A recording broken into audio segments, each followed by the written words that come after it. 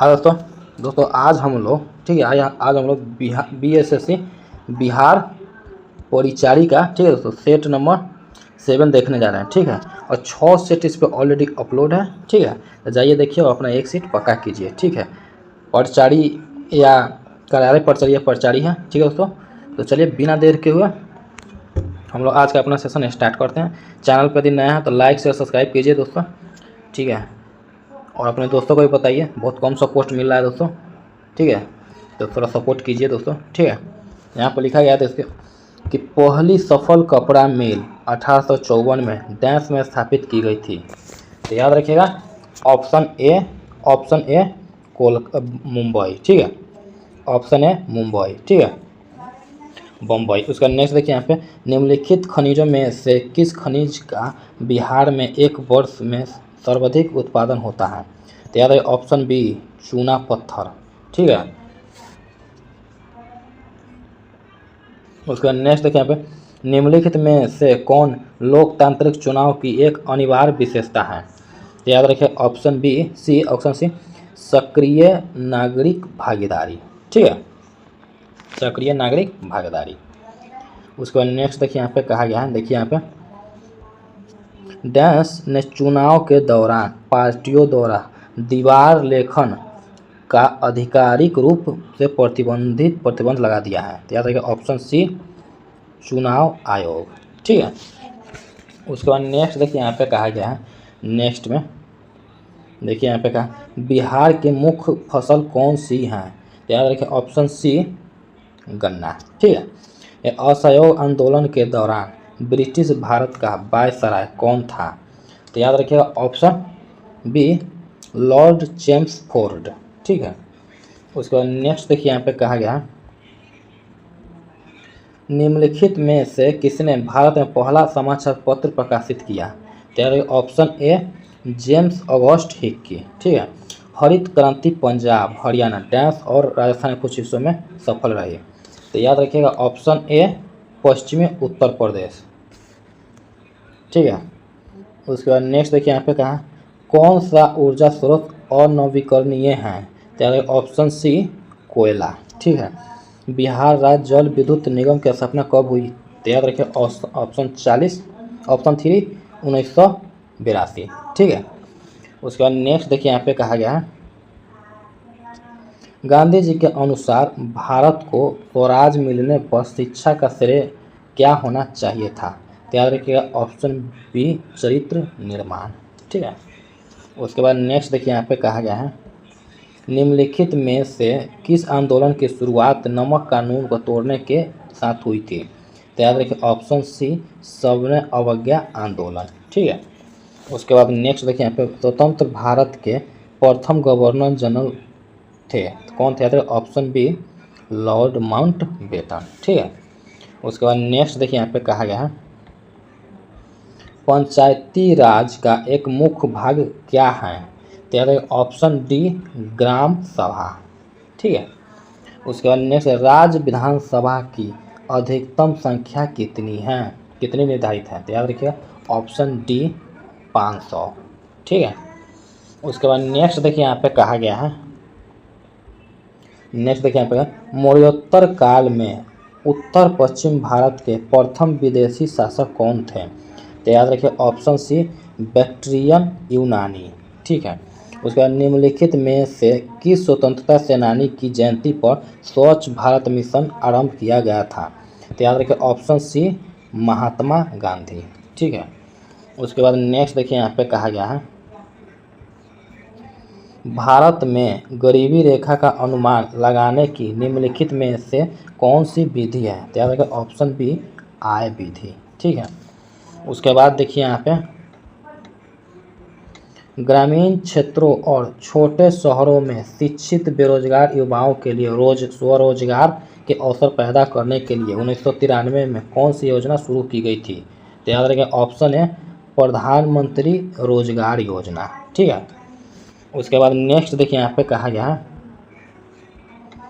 किसी देश की अर्थव्यवस्था के वैश्वीकरण का परिणाम है। तो याद रखिए ऑप्शन बी आउटसोर्सिंग।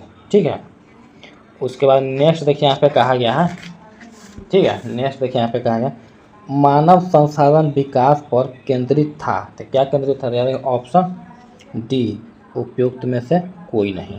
ठीक है। उसके बाद नेक्स्ट देखिए यहाँ पे कहा गया है निम्नलिखित में से कौन सा ग्रामीण ऋण के संस्थागत स्रोत हैं? तो याद रखिए ऑप्शन ए क्षेत्रीय ग्रामीण बैंक। ठीक है। उसके बाद नेक्स्ट देखिए यहाँ पे कहा है 71वें राष्ट्रीय फिल्म पुरस्कार में सर्वश्रेष्ठ अभिनेता का पुरस्कार किसे प्रदान किया गया है? तो याद रखिए ऑप्शन सर्वश्रेष्ठ अभिनेत्री है दोस्तों, सर्वश्रेष्ठ अभिनेत्री है तो ऑप्शन बी रानी मुखर्जी। ठीक है। उसके बाद नेक्स्ट देखिए यहाँ पे कहा गया है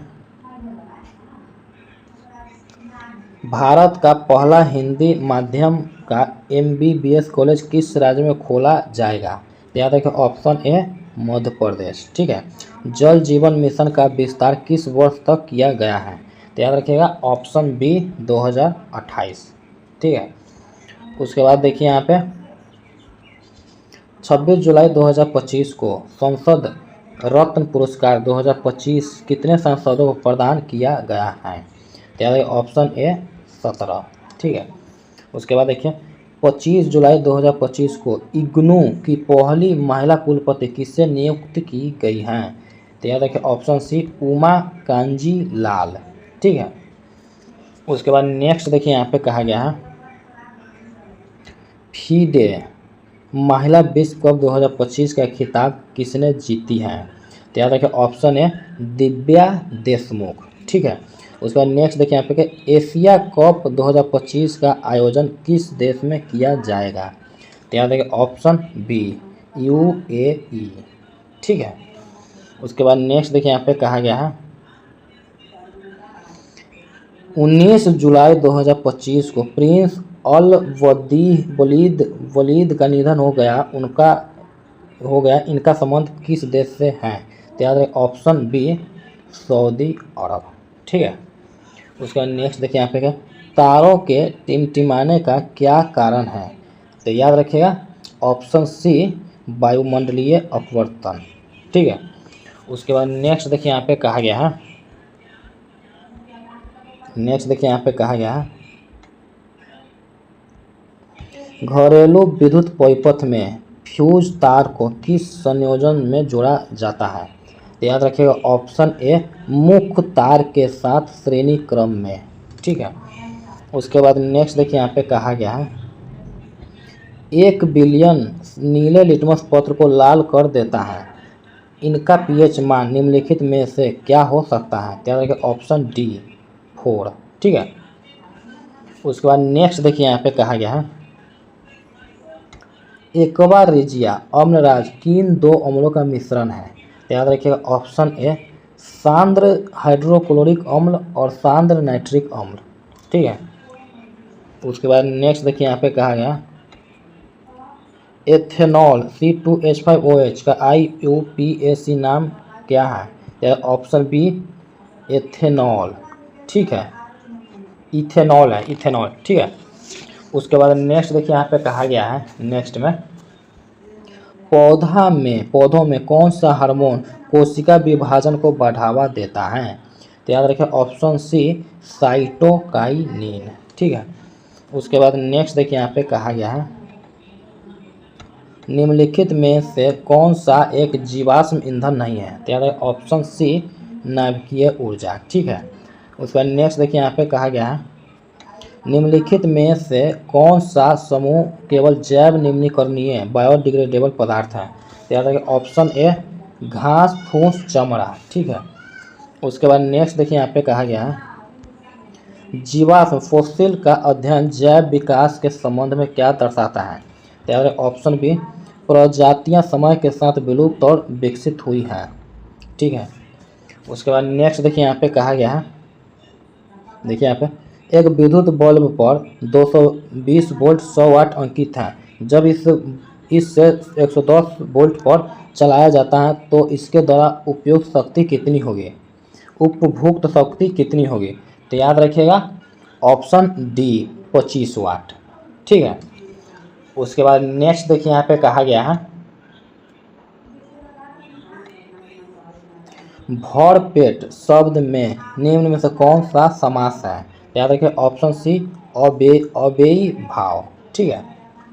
उसके बाद नेक्स्ट देखिए भाषा की सबसे छोटी मौखिक इकाई कहलाती है, तो क्या कहलाती है, तो ऑप्शन डी ध्वनि, ठीक है। उसके बाद नेक्स्ट देखिए यहाँ पे कहा गया है जिन स्वरों के उच्चारण में दो मात्राओं से अधिक समय लगे वो कहलाते हैं, तो वे क्या कहलाते हैं, ऑप्शन सी प्लूत स्वर, ठीक है, प्लूत स्वर, ठीक है। उसका नेक्स्ट देखिए यहाँ पे कहा गया है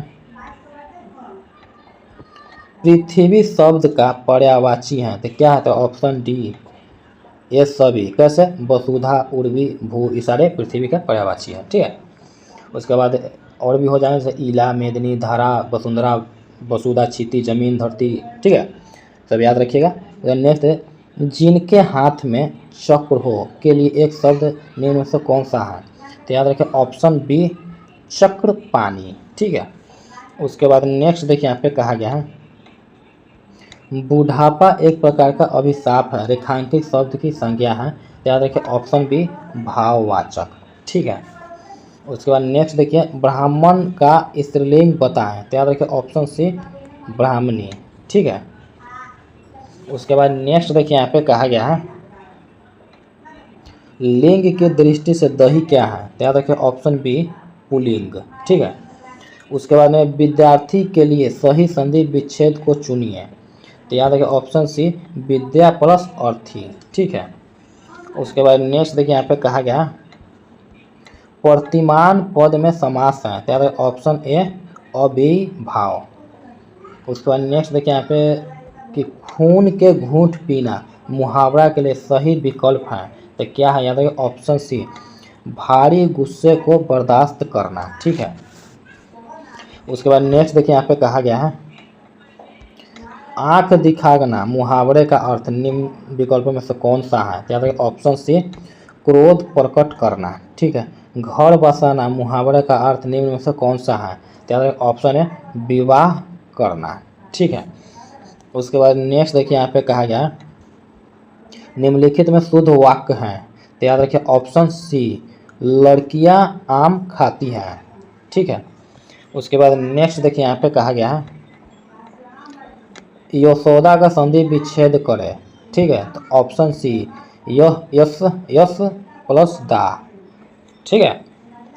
उसके बाद नेक्स्ट देखिए यहाँ पे एक वृक्ष की हत्या शीर्षक कविता में किसके बीच संवाद है, तो याद ऑप्शन ए वृक्ष और कवि, ठीक है। उसके बाद नेक्स्ट देखिए यहाँ पे कहा गया कवित्री अनामिका का जन्म कहाँ हुआ है, तो याद रखिए ऑप्शन सी मुजफ्फरपुर बिहार, ठीक है। उसके बाद नेक्स्ट देखिए यहाँ पे काला पानी किसका लोकप्रिय उपनाम है, तो याद रखिएगा ऑप्शन ए ईश्वर पटेलीकर का, ठीक है, ईश्वर पेटलीकर, ठीक है, ऑप्शन ए। उसके बाद नेक्स्ट देखिए यहाँ पे कहा गया है